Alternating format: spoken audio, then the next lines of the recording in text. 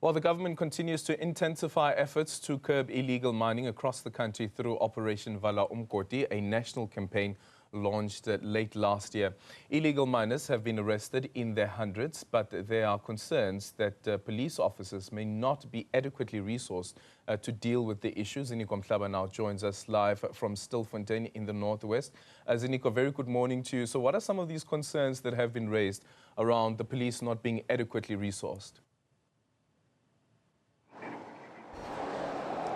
So these concerns primarily are raised due to the fact that law enforcement agencies are not really sure how many illegal miners are still trapped under or are still under various shafts across the country when it comes to their numbers specifically, but also what has been clearly and what has been a concern, especially from the unions in South Africa, police union in South Africa, is that police officers are already overstretched with the normal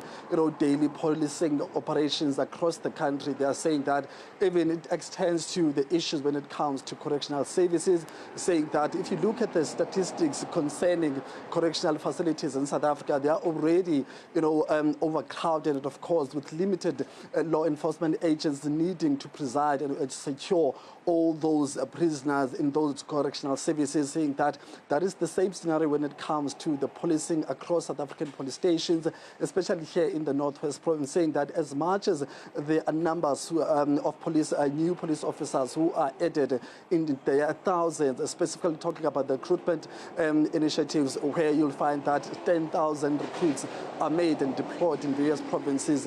That number actually does not really add any value, because there are similar numbers of police officers who are retiring, who are resigning, going into the private sector, saying that actually in South Africa there are more private security officers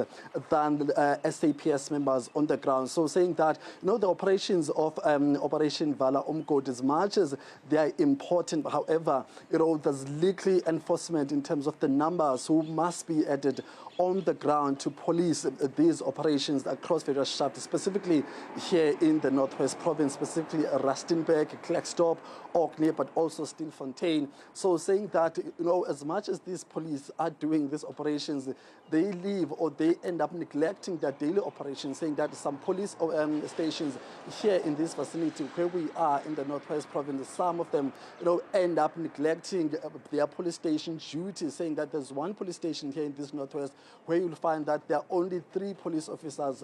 who get left at the police station, while other officers are deployed in the Operation Vala Umgodi. So these are the issues, Aldrin, we will be exploring with the relevant authorities in terms of trying to get to the bottom of that, in terms of who gets deployed, how many police officers are deployed in these operations, but also how then does that affect the daily operations in their communities in various police stations here in South Africa, specifically here in the North. So that's the conversation throughout this morning, as we'll be engaging with the relevant authorities to get some answers and clarity on this matter.